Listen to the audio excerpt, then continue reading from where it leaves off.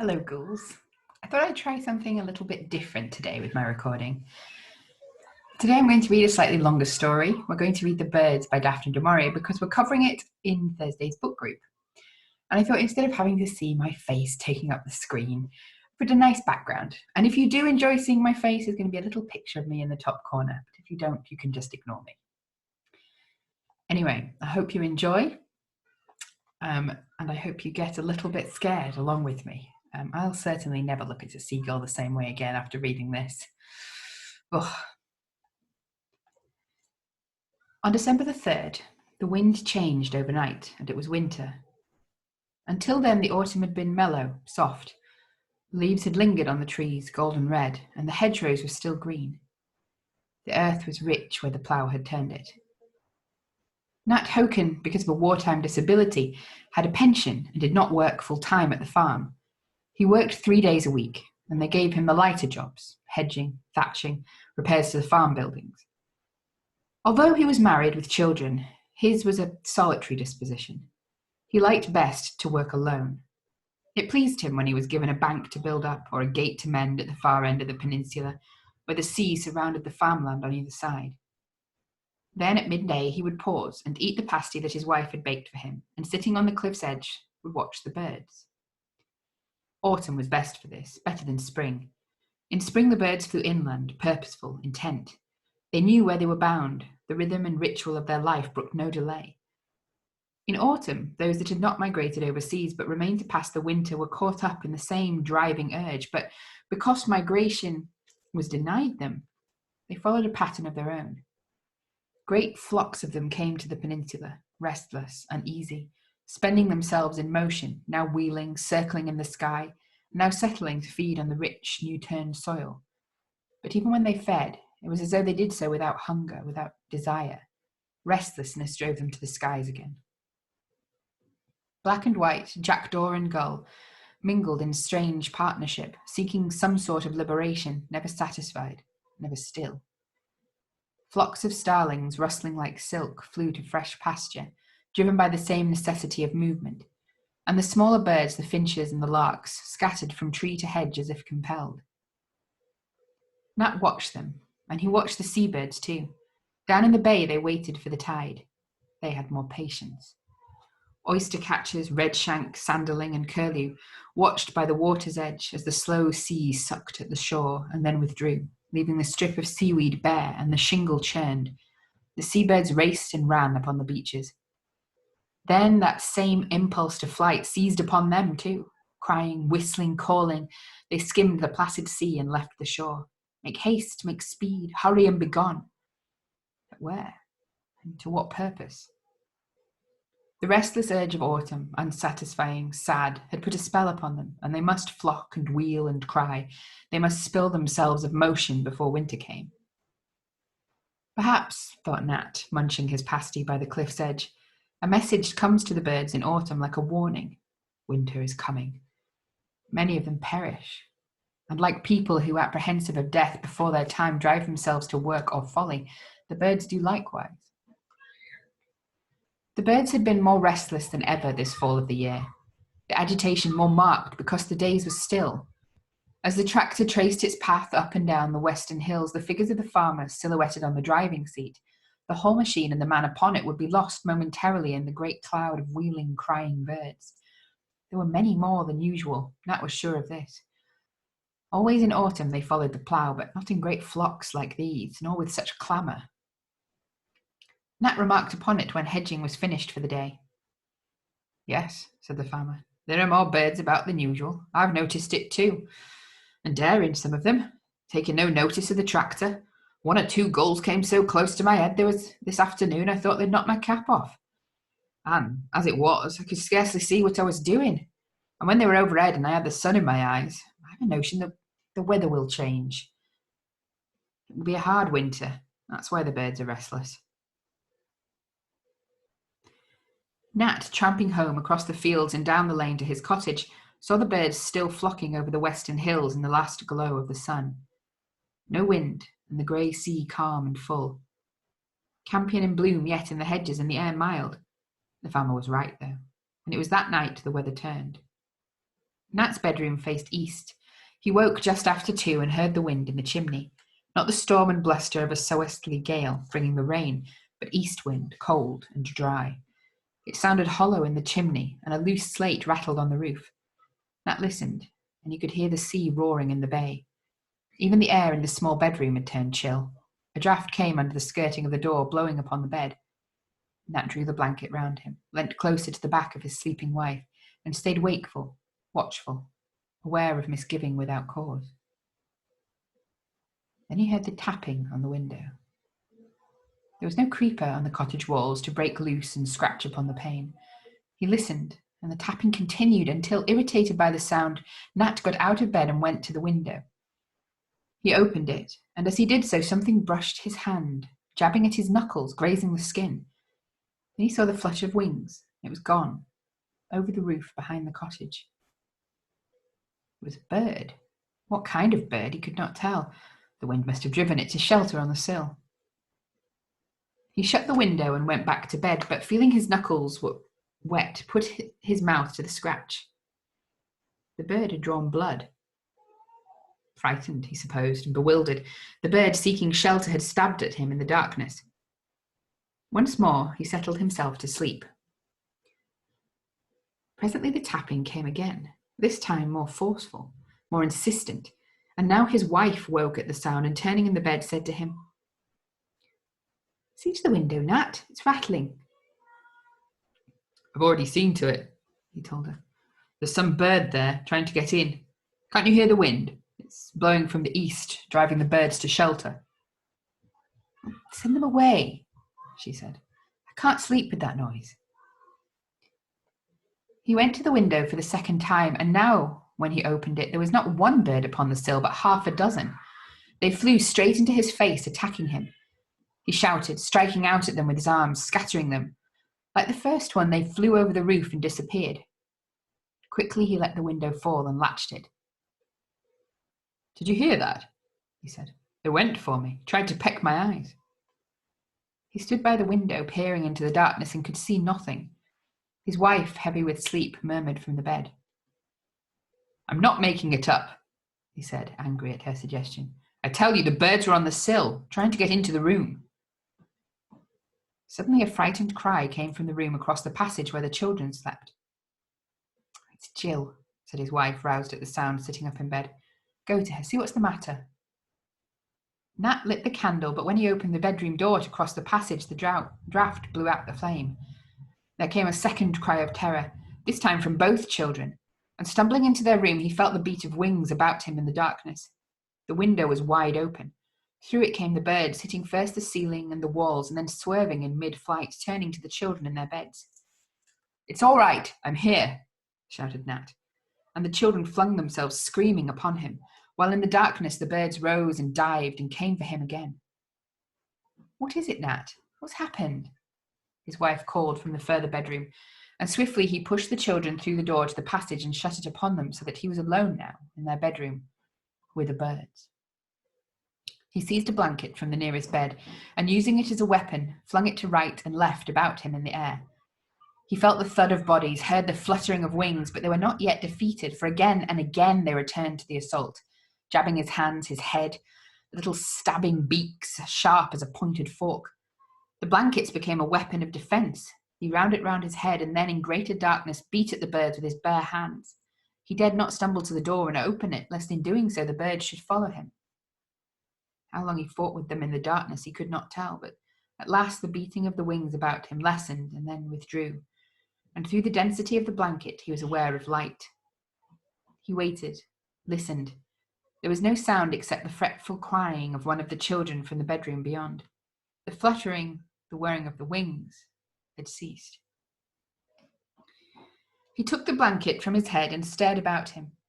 The cold, grey morning light exposed the room. Dawn and the open window had called the living birds. The dead lay on the floor. Nat gazed at the little corpses, shocked and horrified. They were all small birds, none of any size. There must have been 50 of them lying there upon the floor. There were robins, finches, sparrows, blue tits, larks, and bramblings, birds that by nature's law kept to their own flock and their own territory, and now, joining with one another in their urge for battle, had destroyed themselves against the bedroom walls, or in the strife had been destroyed by him. Some had lost feathers in the fight, others had blood, his blood, upon their beaks. Sickened, Nat went into the window and stared out across the patch of garden to the fields. It was bitter cold, and the ground had all the hard black look of frost. Not white frost to shine in the morning sun, but the black frost that the east wind brings. The sea, fiercer now with the turning tide, white-capped and steep, broke harshly in the bay. Of the birds there was no sign. Not a sparrow chattered in the hedge beyond the garden gate. No early missel thrush or blackbird pecked on the grass for worms. There was no sound at all but the east wind and the sea.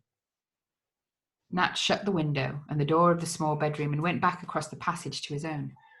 His wife sat up in bed, one child asleep beside her, the smaller in her arms, his face bandaged. The curtains were tightly drawn across the window, and the candles lit. Her face looked garish in the yellow light. She shook her head for silence. "He's sleeping now," she whispered, "but only just. Something must have cut him. There was blood at the corner of his eyes. Jill said it was the birds. She said she woke up, and there were birds in the room." His wife looked up at Nat, searching his face for confirmation. She looked terrified, bewildered, and he did not want her to know that he was also shaken, dazed almost by the events of the past few hours. "There are birds in there," he said. "Dead birds, nearly 50 of them. Robins, wrens, all the little birds from hereabout. As though a madness seized upon them with the east wind." He sat down on the bed beside his wife and held her hand. "It's the weather," he said. "It must be that. It's the hard weather. They aren't the birds, maybe, from around here. They've been driven down from up country." But Nat," whispered his wife, "it's only this night that the weather turned. There's been no snow to drive them, and they can't be hungry yet. There's food for them out there in the fields." "It's the weather," repeated Nat. "I tell you, it's the weather." His face, too, was drawn and tired like hers. They stared at one another for a while without speaking. "I'll go downstairs and make a cup of tea," he said. The sight of the kitchen reassured him. The cups and saucers neatly stacked upon the dresser, the table and chairs, his wife's roll of knitting on her basket chair, the children's toys in a corner cupboard. He knelt down, raked out the old embers, and relit the fire.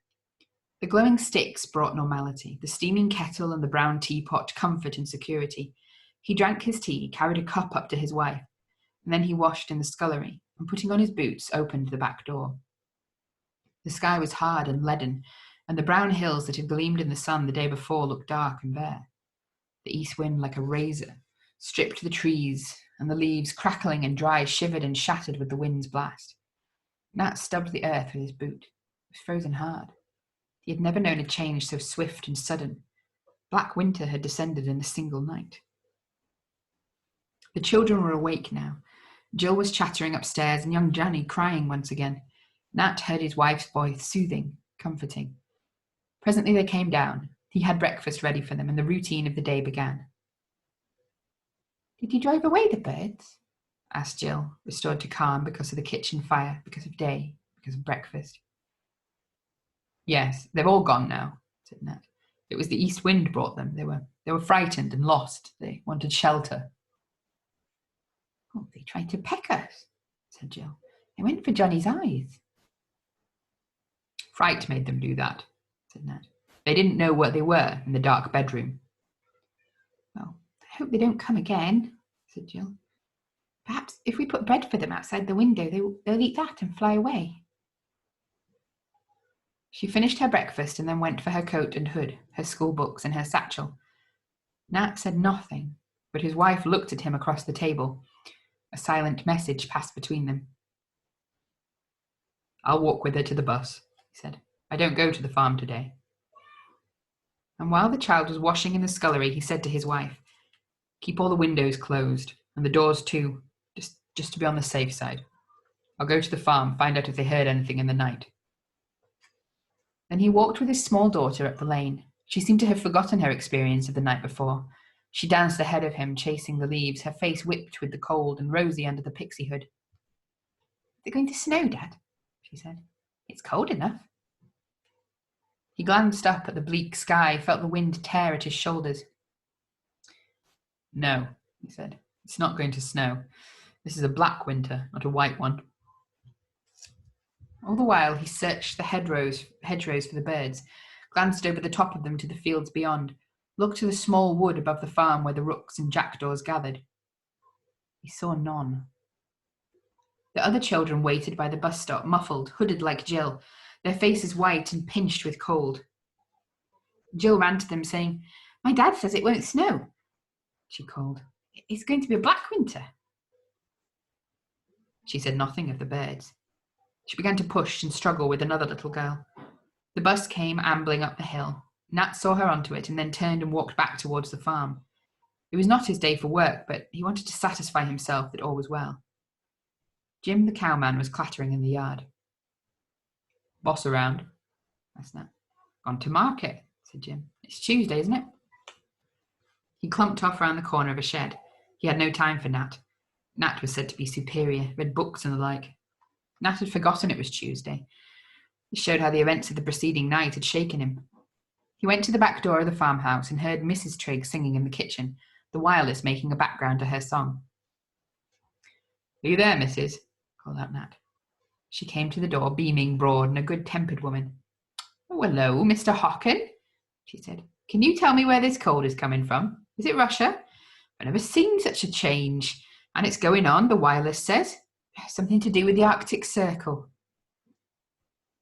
"We didn't turn on the wireless this morning," said Nat. "Fact is, we had trouble in the night." "Oh, Kiddy's poorly?" "No." He hardly knew how to explain it. Now in daylight, the Battle of the Birds would sound absurd. He tried to tell Mrs. Trigg what had happened, but he could see from her eyes that she thought his story was the result of a nightmare. "Well, sure they were real birds," she said, smiling, "with proper feathers and all.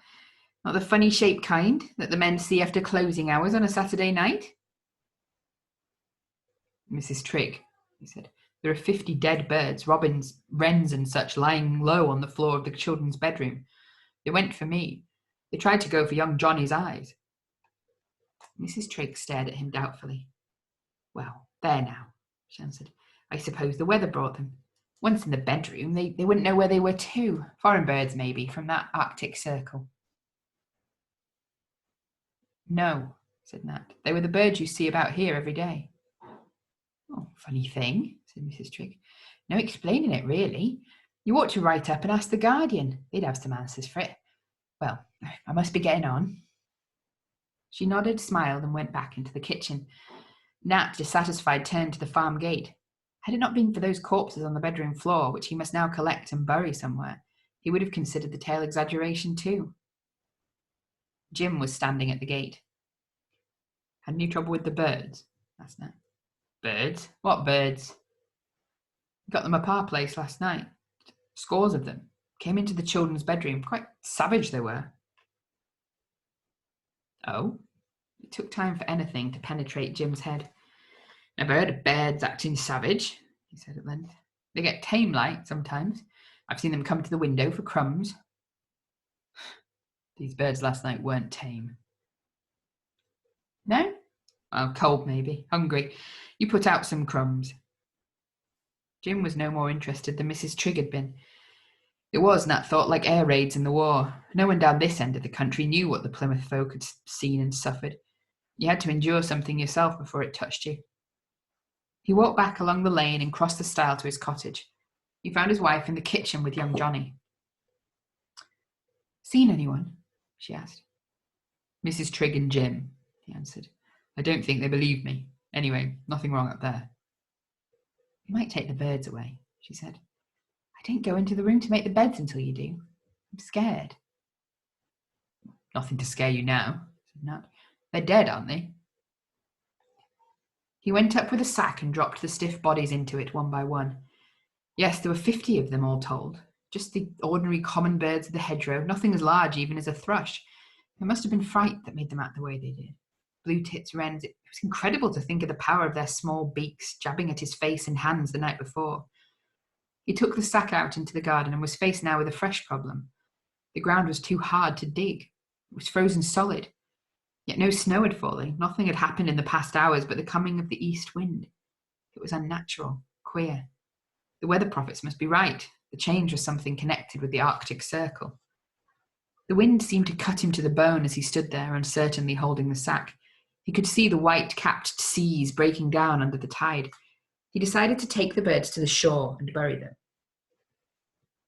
When he reached the beach below the headland, he could scarcely stand. The force of the east wind was so strong. It hurt to draw breath, and his bare hands were blue. Never had he known such cold, not in all the bad winters he could remember. It was low tide. He crunched his way over the shingle to the softer sand, and then, his back to the wind, ground a pit in the sand with his heel. He meant to drop the birds into it, but as he opened up the sack, the force of the wind carried them, lifted them as though in flight again, and they were blown away from him along the beach, tossed like feathers, spread and scattered, the bodies of the 50 frozen birds. There was something ugly in the sight. He did not like it. The dead birds were swept away from him by the wind. "The tide will take them when it turns," he said to himself. He looked out to sea and watched the crested breakers combing green. They rose stiffly, curled and broke again, and because it was ebb tide, the roar was distant, more remote, lacking the sound and thunder of the flood. And he saw them, the gulls, out there, riding the seas. What he had thought at first to be the white caps of the waves were gulls. Hundreds, thousands, tens of thousands. They rose and fell in the trough of the seas, heads to the wind like a mighty fleet at anchor waiting on the tide. To eastward and to the west the gulls were there. They stretched as far as his eye could reach, in close formation, line upon line. Had the sea been still, they would have covered the bay like a white cloud, head to head, body packed to body. Only the east wind whipping the sea to breakers hid them from the shore. Nat turned, and leaving the beach, climbed the steep path home. Someone should know of this. Someone should be told. Something was happening because of the east wind and the weather that he did not understand. He wondered if he could go to the call box by the bus stop and ring up the police. But what could they do? What could anyone do? Tens and thousands of gulls riding the sea there in the bay because of storm, because of hunger. The police would think him mad or drunk or take the statement from him with great calm. "Thank you, yes. The matter has already been reported. The hard weather is driving the birds inland in great numbers." Nat looked about him. Still no sign of any other bird. Perhaps the cold had sent them all up from up country. As he drew near to the cottage, his wife came to meet him at the door. She called to him, excited. "Nat," she said, "it's on the wireless. They've just read out a special news bulletin. I've written it down." "What's on the wireless?" he said. "About the birds," she said. "It's not only here, it's everywhere. In London, all over the country. Something has happened to the birds." Together they went into the kitchen. He read the piece of paper lying on the table. "Statement from the Home Office at 11 a.m. today. Reports from all over the country are coming in hourly about the vast quantity of birds flocking above towns, villages, and outlying districts, causing obstruction and damage, and even attacking individuals.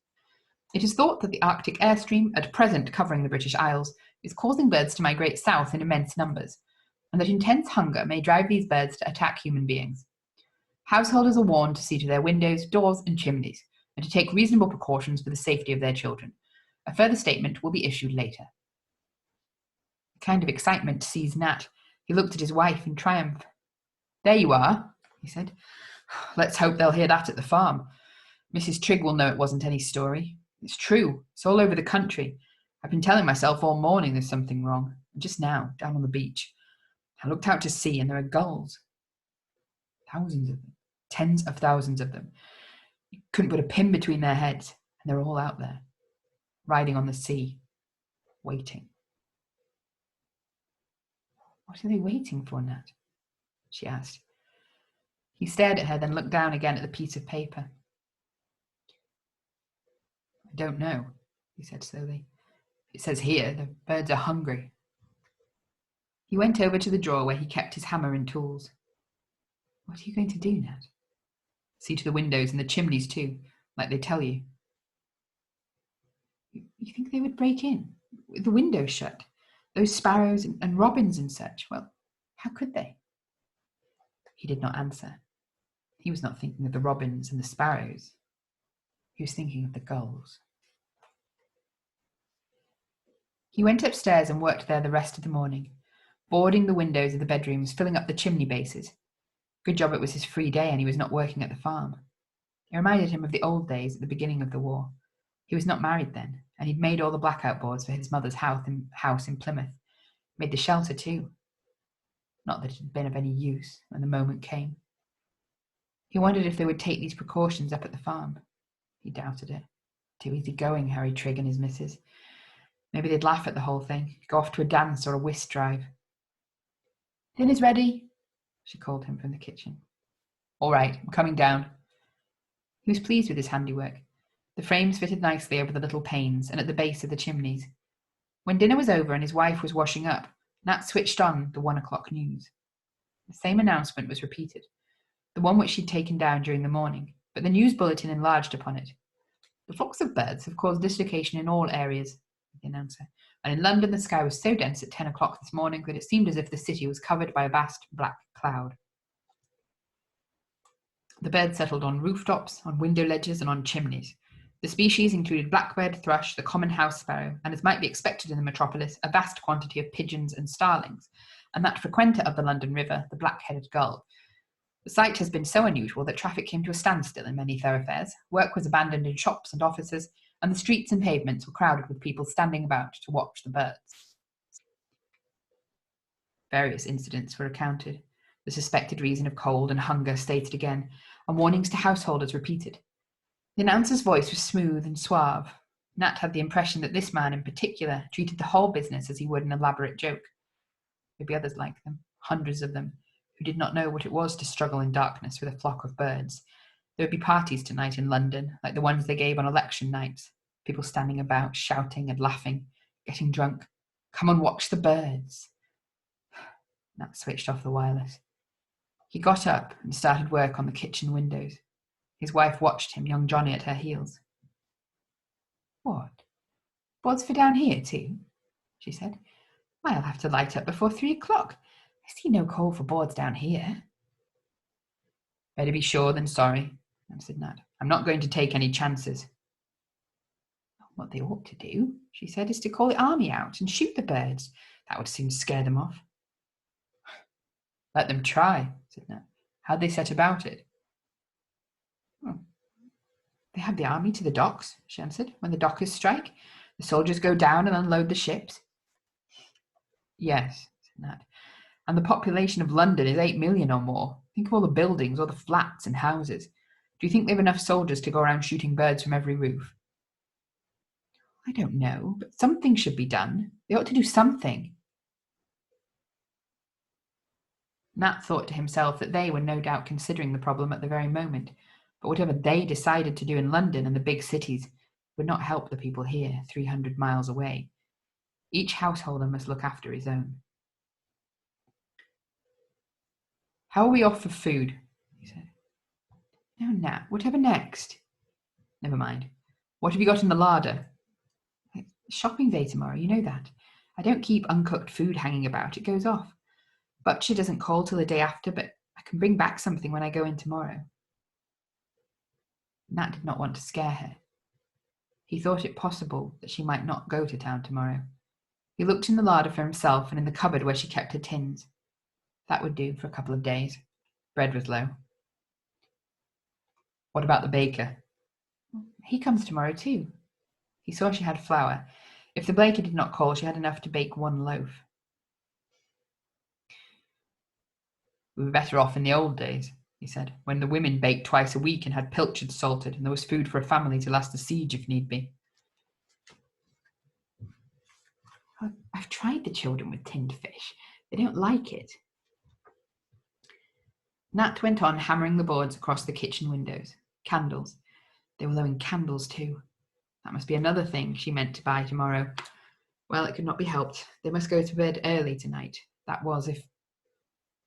He got up and went out the back door and stood in the garden looking down towards the sea. There had been no sun all day, and now at barely 3 o'clock a kind of darkness had already come. The sky sullen, heavy, colourless like salt. He could hear the vicious sea drumming on the rocks. He walked down the path halfway to the beach, and then he stopped. He could see the tide had turned. The rock that had shone in the mid-morning was now covered, but it was not the sea that held his eyes. The gulls had risen. They were circling, hundreds of them, thousands of them, lifting their wings against the wind. It was the gulls that made the darkening of the sky. And they were silent. They made not a sound. They just went on soaring and circling, rising, falling, trying their strength against the wind. Nat turned. He ran up the path back to the cottage. "I'm going for Jill," he said. "I'll wait for her at the bus stop." "What's the matter?" asked his wife. "You've gone quite white." "Keep Johnny inside," he said. "Keep the door shut. Light up now and draw the curtains." "It's only just gone 3. "Never mind. Do what I tell you." He looked inside the tool shed, outside the back door. Nothing there of much use. The spade was too heavy and a fork no good. He took the hoe. It was the only possible tool and light enough to carry.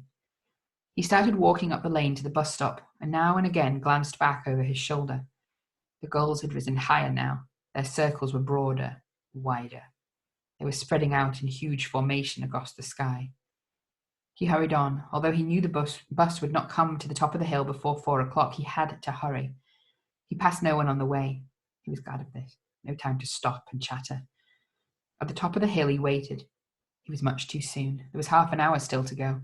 The east wind came whipping across the fields from the higher ground. He stamped his feet and blew upon his hands. In the distance he could see the clay hills white and clean against the heavy pallor of the sky. Something black rose from behind them, like a smudge at first, then widening, becoming deeper, and the smudge became a cloud, and the cloud divided again into 5 other clouds spreading north, east, south, and west, and they were not clouds at all. They were birds. He watched them travel across the sky, and as one section passed overhead within 200 or 300 feet of him, he knew from their speed they were bound inland, up country. They had no business with the people here on the peninsula. There were rooks, crows, jackdaws, ravens, jays, all birds that usually preyed upon the smaller species, but this afternoon they were bound on some other mission. They've been given the towns, thought Ned. They know what they have to do. We don't matter much here. The gulls will serve for us. The others go to the towns. He went to the call box, stepped inside, and lifted the receiver. The exchange would do. They'd pass the message on. "I'm speaking from Highway," he said, "by the bus stop. I want to report large formations of birds travelling up country. The gulls are also forming in the bay." "All right," answered the voice, laconic, weary. "You'll be sure and pass this message on to the proper quarter." Yes. Impatient now, fed up. The buzzing note resumed. "She's another. She doesn't care. Maybe she's had to answer calls all day. She hopes to go to the pictures tonight. She'll squeeze some fellow's hand and point up at the sky and say, 'Look at all them birds.' She doesn't care." The bus came lumbering up the hill. Jill climbed out and 3 or 4 other children. The bus went on towards the town. "What's the hoe for, Dad?" They crowded around him, laughing and pointing. "I just brought it along," he said. "Come on now, let's get home. It's cold, no hanging about. Here you, I'll watch you across the field, see how fast you can run." He was speaking to Jill's companions who came from different families living in the council houses. A shortcut would take them to the cottages. "We want to play a bit in the lane," said one of them. "No, you don't. You go off home, or I'll tell your mammy." They whispered to one another, round-eyed, then scuttled off across the fields. Jill stared at her father, her mouth sullen. "You always play in the lane," she said. "Not tonight, you don't," he said. "Come on now, no dawdling." He could see the gulls now, circling the fields, coming in towards the land, still silent, still no sound. "Look, Dad, look over there. Look at all the gulls." "Yes, hurry now." "Oh, where are they flying to? Where are they going?" "Up country, I dare say, where it's warmer." He seized her hand and dragged her after him along the lane. "Don't go so fast. I can't keep up." The gulls were copying the rooks and crows. They were spreading out in formation across the sky. They headed in bands of thousands to the 4 compass points. "Dad, what is it? What are the gulls doing?" They were not intent upon their flight as the crows, as the jackdaws had been. They still circled overhead. Nor did they fly so high. It was as though they waited upon some signal, as though some decision had yet to be given. The order was not clear. Do you want me to carry you, Jill? Here, come pick-a-back. This way he might put on speed, but he was wrong. Jill was heavy. She kept slipping, and she was crying too. His sense of urgency, of fear, had communicated itself to the child. I wish the girls would go away. I don't like them. They're coming closer to the lane. He put her down again. He started running, swinging Jill after him. As they went past the farm, turning, he saw the farmer backing his car out of the garage. Nat called to him. Can you give us a lift? He said. What's that? Mr. Trigg turned in the driving seat and stared at them. Then a smile came to his cheerful, rubicund face. It looks as though we're in for some fun, he said. Have you seen the gulls? Jim and I are going to take a crack at them. Everyone's gone bird crazy, talking of nothing else. I hear you were troubled in the night. Want a gun? Nat shook his head. The small car was packed. There was just room for Jill if she crouched on top of petrol tins on the back seat. I don't want a gun, said Nat, but I'd be obliged if you'd run Jill home. She's scared of the birds. He spoke briefly. He did not want to talk in front of Jill. Okay, said the farmer. I'll take her home. Why don't you stay behind and join the shooting match? We'll make the feathers fly. Jill climbed in and turning the car, the driver sped up the lane. Nat followed after. Trigg must be crazy. What use was a gun against a sky of birds? Now Nat was not responsible for Jill. He had time to look about him. The birds were circling still above the fields, mostly herring gull, but the black-headed gull amongst them. Usually they kept apart. Now they were united. Some bond had brought them together. It was the black-backed gull that attacked the smaller birds, and even newborn lambs, so he'd heard.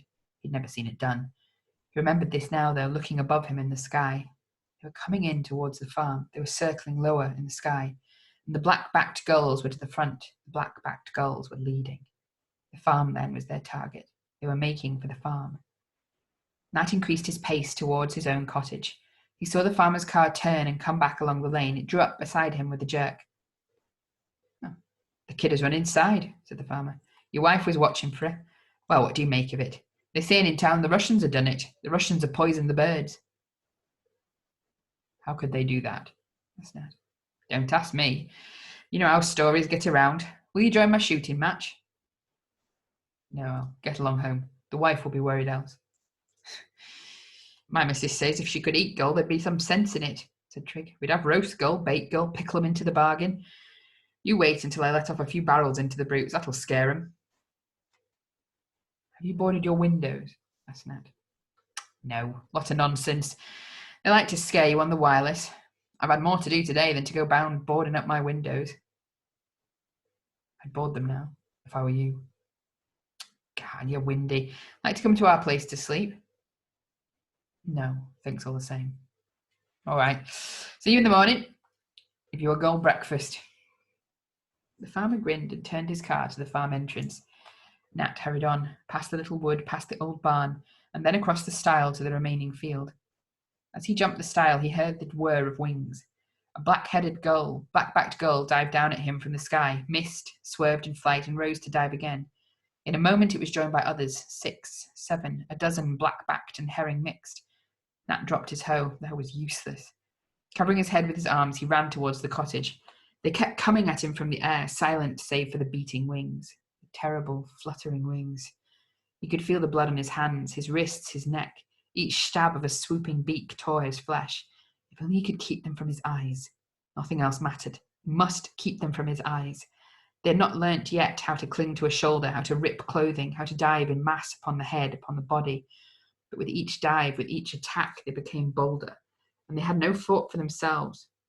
When they dived low and missed, they crashed, bruised and broken on the ground. As Nat ran, he stumbled, kicking their spent bodies in front of him. He found the door. He hammered upon it with his bleeding hands. Because of the boarded windows, no light shone. Everything is dark. Let me in, he shouted. It's Nat, let me in. He shouted loud to make himself heard above the whir of the gull's wings. Then he saw the gannet, poised for the dive above him in the sky. The gulls circled, retired, soared one with another against the wind. Only the gannet remained. One single gannet above him in the sky. The wings folded suddenly to its body. It dropped like a stone. Nat screamed and the door opened. He stumbled across the threshold and his wife threw her weight against the door. They heard the thud of the gannet as it fell. His wife dressed his wounds. They were not deep. The backs of his hands had suffered most, and his wrists. Had he not worn a cap, they would have reached his head. As to the gannet could have split his skull. The children were crying, of course. They'd seen the blood on their father's hands. "It's all right now," he told them. "I'm not hurt, just a few scratches. You play with Johnny, Jill. Mammy will wash these cuts." He half shut the door to the scullery so that they could not see. His wife was ashen. She began running water from the sink. "I saw them overhead," she whispered. "They began collecting just as Jill ran in with Mr. Trigg. I shut the door fast, and it jammed. That's why I couldn't open it at once when you came." "Thank God they waited for me," he said. "Jill would have fallen at once. One bird alone could have done it." Furtively, so as not to alarm the children, they whispered together as she bandaged his hands and the back of his neck. "They're flying inland," he said. "Thousands of them. Rooks, crows, all the bigger birds. I saw them from the bus stop. They're making for the towns." "But what can they do, Nat?" "They'll attack. Go for everyone out in the streets. Then they'll try the windows, the chimneys." "Why don't the authorities do something? Why don't they get the army? Get machine guns, anything?" "There's been no time. Nobody's prepared. We'll hear what they have to say on the 6 o'clock news." Nat went back into the kitchen, followed by his wife. Johnny was playing quietly on the floor. Only Jill looked anxious. I can hear the girls. I can hear the birds," he said. "Listen, Dad." Nat listened. Muffled sounds came from the windows, from the door. Wings brushing the surface, sliding, scraping, seeking a way of entry. The sound of many bodies pressed together shuffled on the sills. Now and again came a thud, a crash, as some bird dived and fell. Some of them will kill themselves that way, he thought, but not enough. Never enough. "All right," he said aloud. "I've got boards over the windows, Jill. The birds can't get in." He went and examined all the windows. His work had been thorough. Every gap was closed. He would make extra certain, however.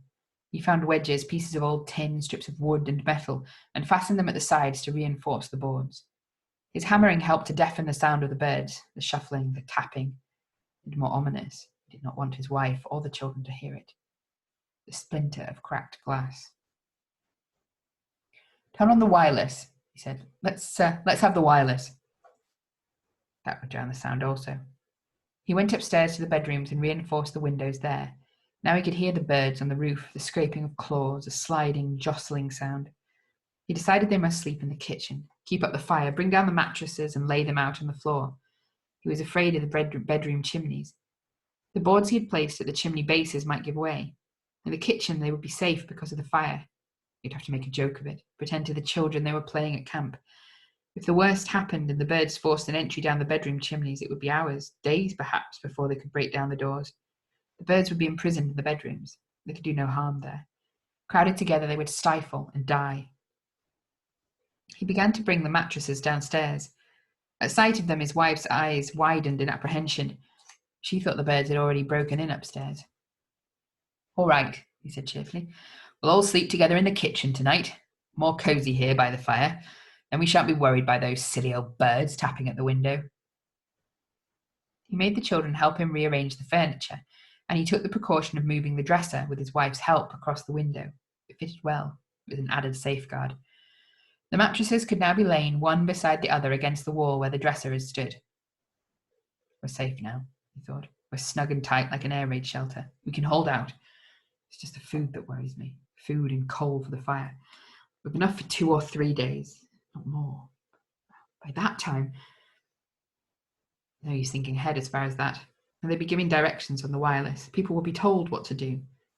And now, in the midst of many problems, he realized that it was dance music only coming over the air, not children's hour as it should have been.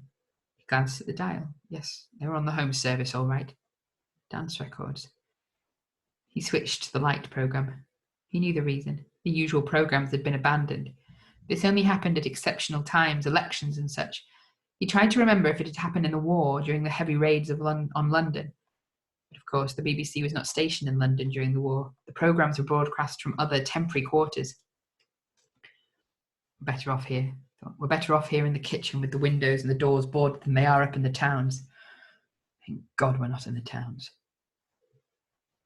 At 6 o'clock, the record ceased. The time signal was given. No matter if it scared the children, he must hear the news.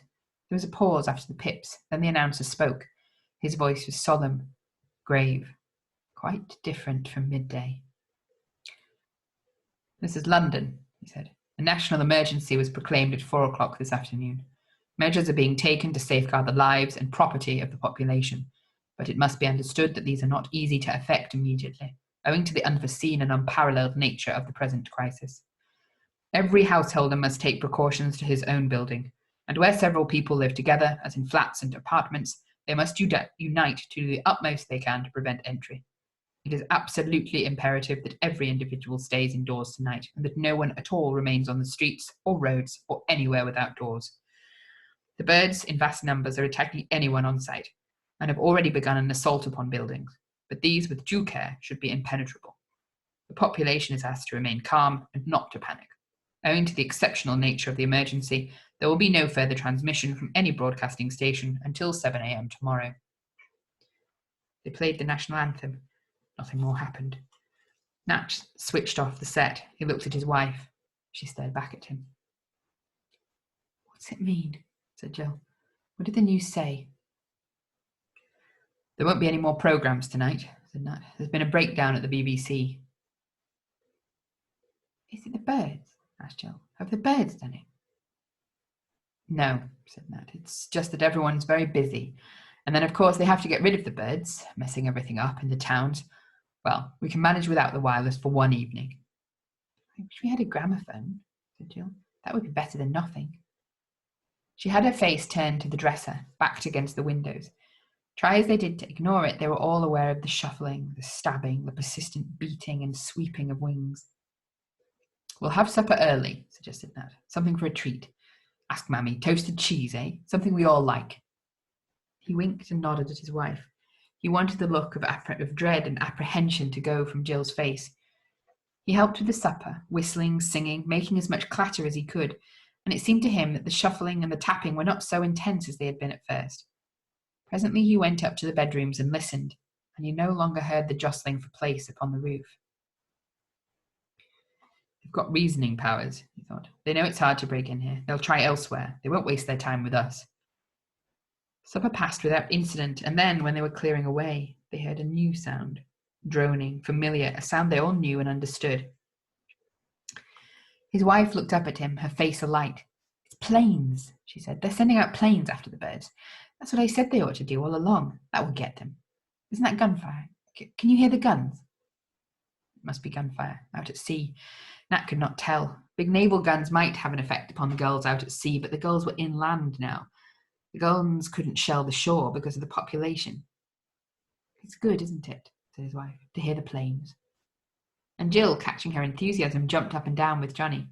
"The planes will get the birds. The planes will shoot them." Just then they heard a crash, about 2 miles distant, followed by a second, and then a third. The droning became more distant, passed away out to sea. "What was that?" asked his wife. "Were they dropping bombs on the birds?" "I don't know," answered Nat. "I don't think so." He did not want to tell her that the sound they had heard was the crashing of aircraft. It was, he had no doubt, a venture on the part of the authorities to send out reconnaissance forces, but they might have known the venture was suicidal.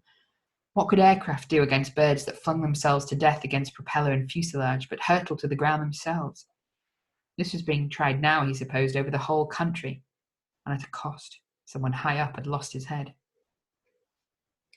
"Where have the planes gone, Dad?" asked Jill. "Back to base," he said. "Come on now, time to tuck down for bed." He kept his wife occupied, undressing the children before the fire, seeing to the bedding, one thing and another, while he went round the cottage again, making sure that nothing had worked loose. There was no further drone of aircraft, and the naval guns had ceased. "Waste of life and effort," Nat said to himself.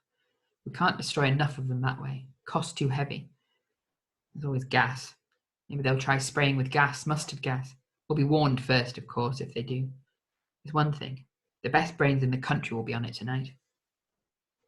Somehow the thought reassured him. He had a picture of scientists, naturalists, technicians, and all those chaps they call the backroom boys, summoned to a council. They'd be working on the problem now. This was not a job for the government, for the chiefs of staff. They would merely carry out the orders of the scientists. They'll have to be ruthless, he thought. Where the trouble's worse, they'll have to risk more lives if they use gas. All the livestock too, and the soil, all contaminated. As long as everyone doesn't panic, that's the trouble. People panicking, losing their heads. The BBC was right to warn us of that. Upstairs in the bedrooms all was quiet. No further scraping and stabbing at the windows. A lull in battle. Forces were grouping. Wasn't that what they called it in the old wartime bulletins? The winds hadn't dropped, though. You could still hear it, roaring in the chimneys, and the sea breaking down on the shore. And he remembered the tide. The tide would be on the turn. Maybe the lull in battle was because of the tide. There was some law the birds obeyed, and it was all to do with the east wind and the tide. He glanced at his watch. Nearly 8 o'clock. It must have gone high water an hour ago. That explained the lull. The birds attacked with the flood tide. It might not work that way inland up country, but it seemed as if it was so this way on the coast. He reckoned the time limit in his head. They had 6 hours to go without attack. When the tide turned again around 1:20 in the morning, the birds would come back. There were 2 things he could do. The first, to rest with his wife and the children and all of them snatch what sleep they could until the small hours. The second, to go out, see how they were faring at the farm, see if the telephones were still working there so that they might get news from the exchange. He called softly to his wife, who had just settled the children. She came halfway up the stairs and he whispered to her. "You're not to go," she said at once. "You're not to go and leave me alone with the children. I can't stand it." Her voice rose hysterically. He hushed her and calmed her. "All right," he said. "All right. I'll wait till morning. And we'll get the wireless bulletin then too at 7. But in the morning, when the tide ebbs again, I'll try for the farm. They may let us have bread and potatoes and milk too." His mind was busy again, planning against emergency. They would not have milked, of course, this evening. The cows would be standing by the gate, waiting in the yard, with the household inside, battened behind boards, as they were at the cottage. That is, if they had had time to take precautions. He thought of the farmer, Trigg, smiling at him from the car. There would have been no shooting party. Not tonight. The children were asleep. His wife, still clothed, was sitting on her mattress. She watched him, her eyes nervous. "What are you going to do?" she whispered. He shook his head for silence. Softly, stealthily, he opened the back door and looked outside. It was pitch dark. The wind was blowing harder than ever, coming in steady gusts, icy from the sea. He kicked at the step outside the door. It was heaped with birds. There were dead birds everywhere, under the windows, against the walls. These were the suicides, the divers, the ones with broken necks. Wherever he looked, he saw dead birds. No trace of the living. The living had flown seaward with the turn of the tide. The gulls would be riding the seas now, as they had done in the forenoon. In the far distance, on the hill where the tractor had been 2 days before, something was burning. One of the aircraft that had crashed. The fire, fanned by the wind, had set light to a stack. He looked at the bodies of the birds, and he had a notion that if he heaped them one upon the other on the windowsills, they would make added protection for the next attack. Not much, perhaps, but something. The bodies would have to be clawed at, pecked, and dragged aside before the living birds gained purchase on the sills and attacked the panes. He set to work in the darkness. It was queer. He hated touching them. The bodies were still warm and bloody. The blood matted their feathers. He felt his stomach turn, but he went on with his work. He noticed grimly that every window pane was shattered. Only the boards had kept the birds from breaking in. He stuffed the cracked panes with the bleeding bodies of the birds. When he had finished, he went back into the cottage. He barricaded the kitchen door, made it doubly secure. He took off his bandages sticky with the bird's blood, not with his own cuts, and put on fresh plaster. His wife had made him cocoa, and he drank it thirstily. He was very tired. "All right," he said, smiling. "Don't worry. We'll get through." He lay down on his mattress and closed his eyes. He slept at once. He dreamt uneasily because through his dreams there ran a thread of something forgotten. Some piece of work neglected that he should have done. Some precaution that he had known well but had not taken. and he could not put a name to it in his dreams. It was connected in some way with the burning aircraft and the stack upon the hill. He went on sleeping, though. He did not awake. It was his wife shaking his shoulder that awoke him finally. "They've begun," she sobbed. "They've started this last hour. I can't listen to it any longer alone. Something smelling bad too, something burning." Then he remembered. He had forgotten to make up the fire. It was smouldering, nearly out. He got up swiftly and lit the lamp. The hammering had started at the windows and the doors, but it was not that he minded now. It was the smell of singed feathers. The smell filled the kitchen. He knew at once what it was. The birds were coming down the chimney, squeezing their way down to the kitchen range. He got sticks and paper and put them on the embers, then reached for a can of paraffin. "Stand back," he shouted to his wife. "We've got to risk this." He threw the paraffin on the fire.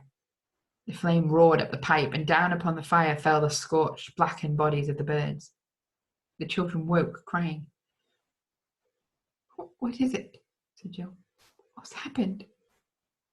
Nat had no time to answer. He was raking the bodies from the chimney, clawing them out onto the floor. The flames still roared, and the danger of the chimney catching fire was one he had to take. The flames would send away the living birds from the chimney top. The lower joint was the difficulty, though. That was choked with the smouldering, helpless bodies of the birds caught by fire.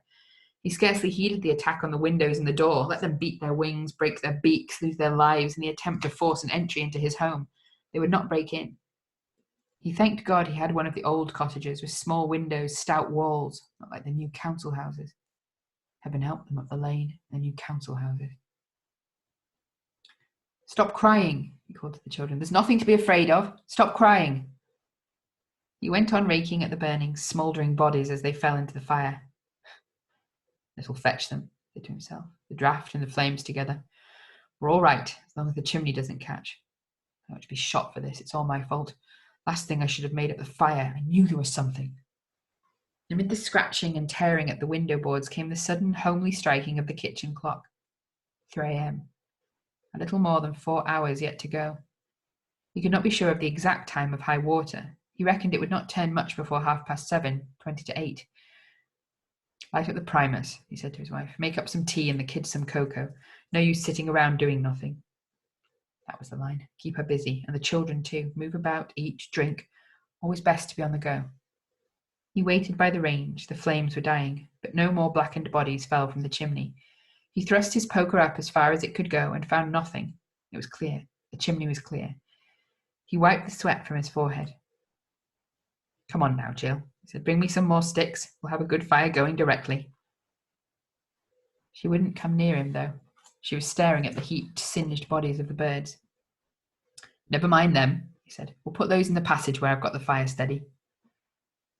The danger of the chimney was over. It would not happen again, not if the fire was kept burning day and night. "I'll have to get more fuel from the fire tomorrow," he thought. "This will never last. I'll manage, though. I can do all that with the ebb tide. It can be worked fetching what we need when the tide's turned. We've got to adapt ourselves, that's all." They drank tea and cocoa and ate slices of bread and bovril. Only half a loaf left, Nat noticed. "Never mind, though. They get by." "Stop it," said young Johnny, pointing to the windows with his spoon. "Stop it, you old birds." "That's right," said Nat, smiling. "We don't want the old beggars, do we? Had enough of them." They began to cheer when they heard the thud of the suicide birds. "That's enough of Dad," cried Jill. "He's done for." "He's had it," said Nat. "There he goes, the blighter." This was the way to face up to it. This was the spirit. If they could keep this up, hang on like this until 7, when the first news bulletin came through, they would not have done too badly. "Give us a fag," he said to his wife. "A bit of smoke will clear away the smell of the scorched feathers." "There's only 2 left in the packet," she said. "I was going to buy you some from the co-op." "I'll have 1, he said. "T'other will keep for the rainy day." No sense trying to make the children rest. There was no rest to be got while the tapping and the scratching went on at the windows. He sat with one arm round his wife and the other round Jill, with Johnny on his mother's lap and the blankets heaped about them on the mattress. "Can't help admiring the beggars," he said. "They've got persistence. You'd think they'd tire of the game, but not a bit of it." Admiration was hard to sustain. The tapping went on, and a new rasping note struck Nat's ear as though a sharper beak than any hitherto had come to take over from its fellows. He tried to remember the names of birds. He tried to think which species would go for this particular job. It was not the tap of the woodpecker. That would be light and frequent. This was more serious, because if it continued long, the wood would splinter as the grass had done. Then he remembered the hawks. Could the hawks have taken over from the gulls? Were there buzzards now upon the sills using talons as well as beaks? Hawks, buzzards, kestrels, falcons. He'd forgotten the birds of prey. He'd forgotten the gripping power of the birds of prey. 3 hours to go, and while they waited, the sound of the splintering wood, the talons tearing at the wood. Nat looked about him, seeing what furniture he could destroy to fortify the door. The windows were safe because of the dresser. He was not certain of the door. He went upstairs, but when he reached the landing, he paused and listened. There was a soft pattering on the floor of the children's bedroom. The birds had broken through. He put his ear to the door. No mistake. He could hear the rustle of wings and the light patter as they searched the floor. The other bedroom was still clear. He went into it and began bringing out the furniture to pile at the head of the stairs, should the door of the children's bedroom go. It was a preparation. It might never be needed. He could not stack the furniture against the door because it opened inward. The only possible thing was to have it at the top of the stairs. "Come down, Nat. What are you doing?" called his wife. "I won't be long," he shouted. "Just making everything ship-shape up here." He did not want her to come. He did not want her to hear the pattering of the feet in the children's bedroom, the brushing of those wings against the door. At 5:30 he suggested breakfast, bacon and fried bread, if only to stop the growing look of panic in his wife's eyes and to calm the fretful children. She did not know about the birds upstairs. The bedroom, luckily, was not over the kitchen. Had it been so, she could not have failed to hear the sound of them up there tapping the boards, and the silly, senseless thud of the suicide birds, the death and glory boys, who flew into the bedroom, smashing their heads against the walls. He knew them of old, the herring gulls. They had no brains. The blackbacks were different. They knew what they were doing. So did the buzzards, the hawks. He found himself watching the clock, gazing at the hands that went so slowly round the dial. If his theory was not correct, if the attack did not cease with the turn of the tide, he knew they were beaten. They could not continue through the long day without air, without rest, without more fuel, without... His mind raced. He knew there were so many things they needed to withstand siege. They were not fully prepared. They were not ready. It might be that it would be safer in the towns after all. If he could get a message through on the farm telephone to his cousin, only a short journey by train up country, they might be able to hire a car. That would be quicker. Hire a car between the tides. His wife's voice calling his name drove away the sudden, desperate desire for sleep. "What is it? What now?" he said sharply. "Wireless," said his wife. I've been watching the clock. It's nearly 7. "Don't twist the knob," he said, impatient for the first time. "It's on the home where it is. They'll speak from the home." They waited. The kitchen clock struck 7. There was no sound, no chimes, no music. They waited until 1/4 switching to the light. The result was the same. No news bulletin came through. "We've heard wrong," he said. "They won't be broadcasting until 8 o'clock. They left it switched on, and Nat thought of the battery, wondered how much power was left in it. It was generally recharged when his wife went shopping in town. If the battery failed, they would not hear the instructions. "It's getting light," whispered his wife. "I can't see it, but I can feel it, and the birds aren't hammering so loud." She was right. The rasping, tearing sound grew fainter every moment. So did the shuffling, the jostling for place upon the step, upon the sills. The tide was on the turn. By 8, there was no sound at all, only the wind. The children, lulled at last by the stillness, fell asleep. At 8:30, Nat switched the wireless off. "What are you doing? We'll miss the news," said his wife. "There isn't going to be any news," said Nat. "We've got to depend on ourselves."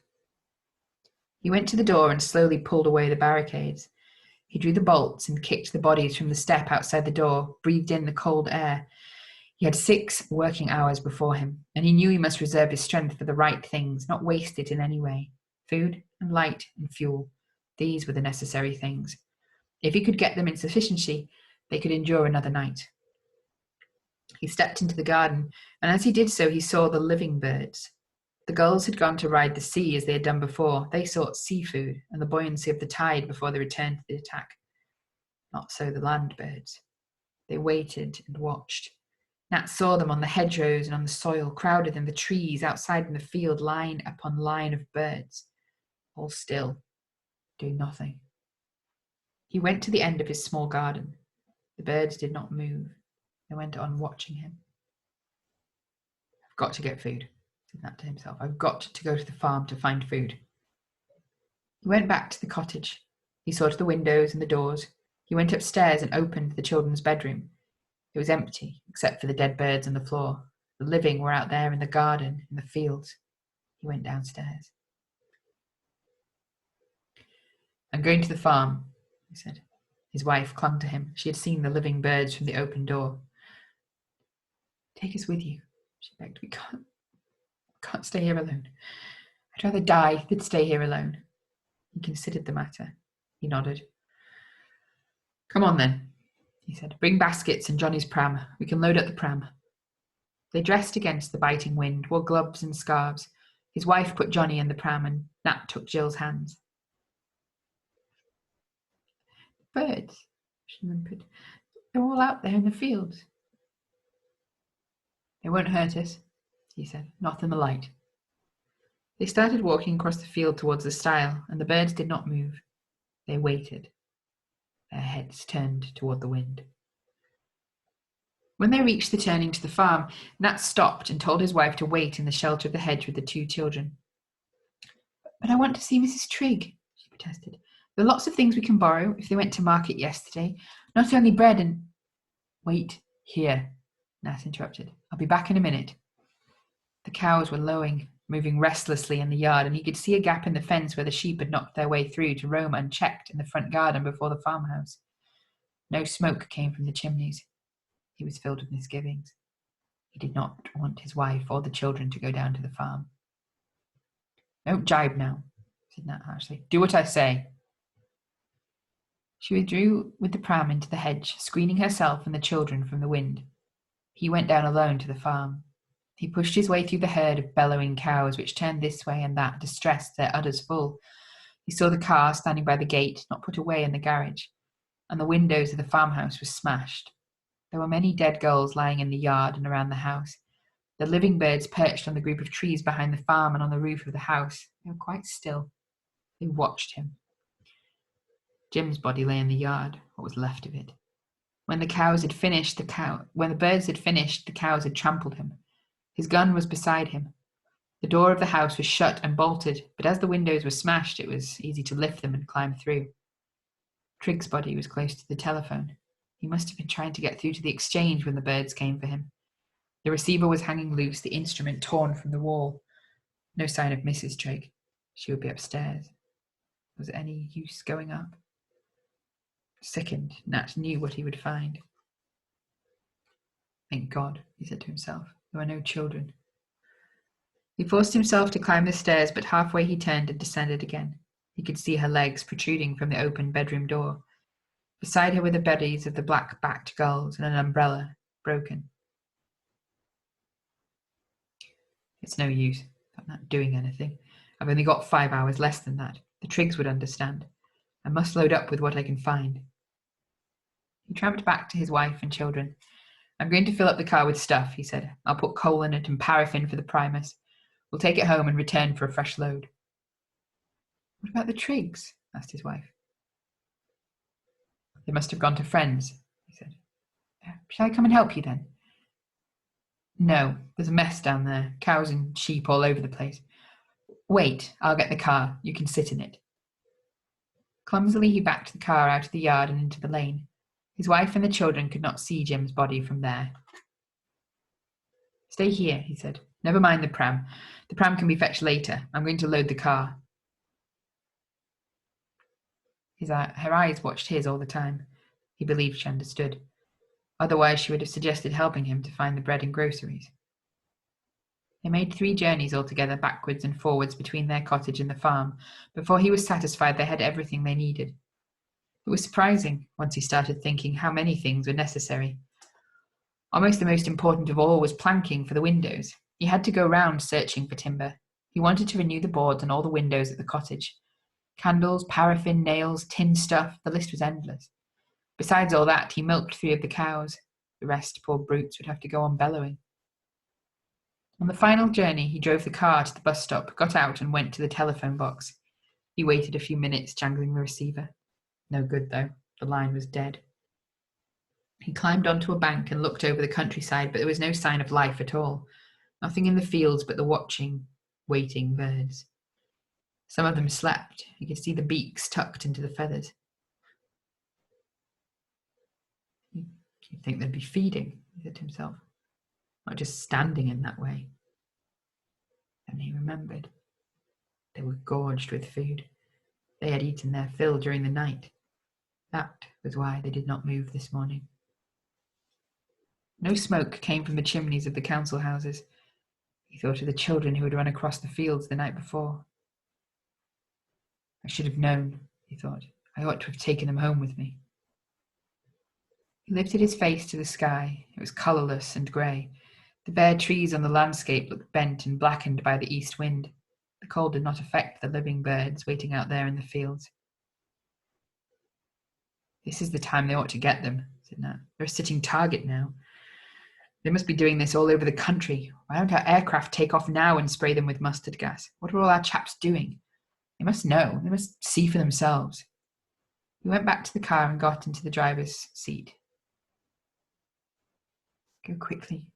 Past the second gate, whispered his wife. The postman's lying there. I don't want Jill to see. He accelerated.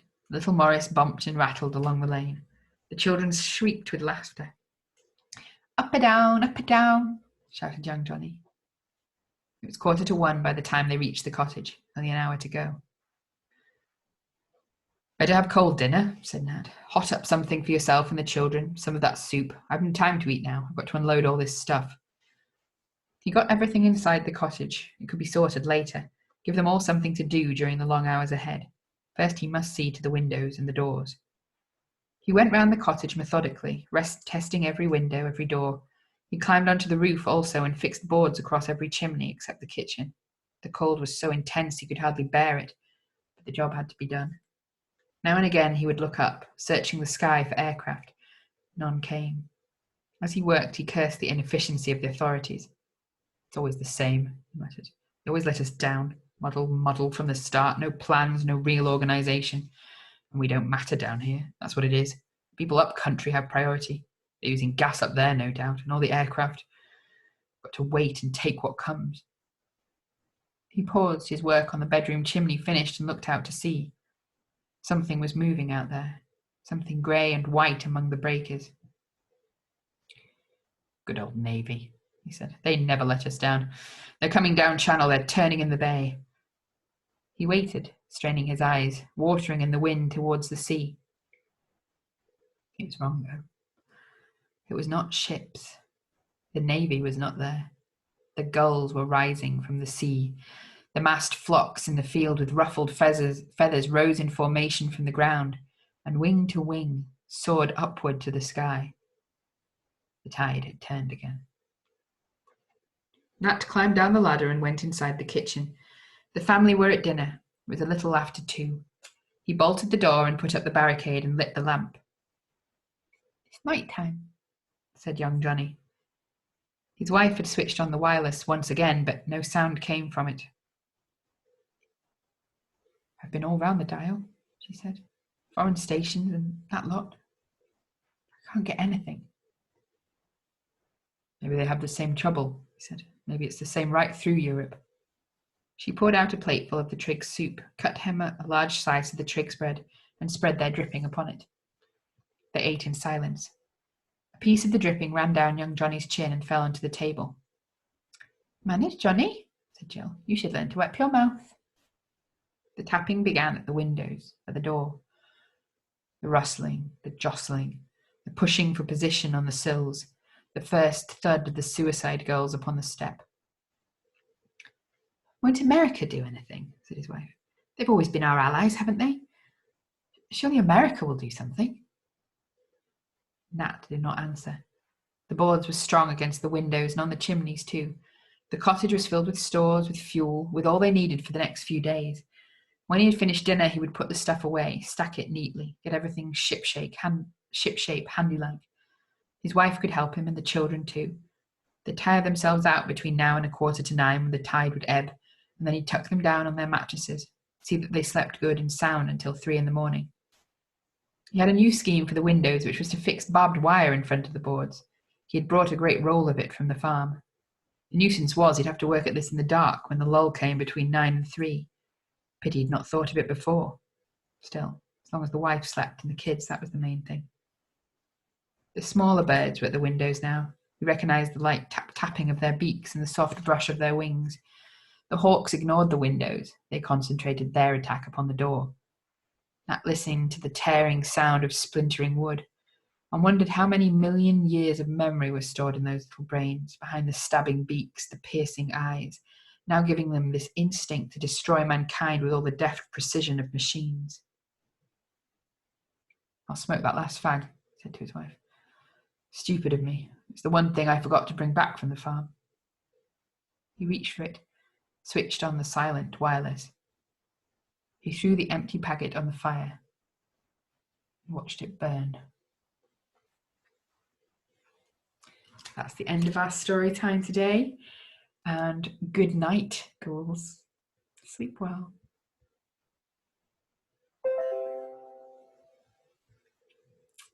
And don't dream of too many birds.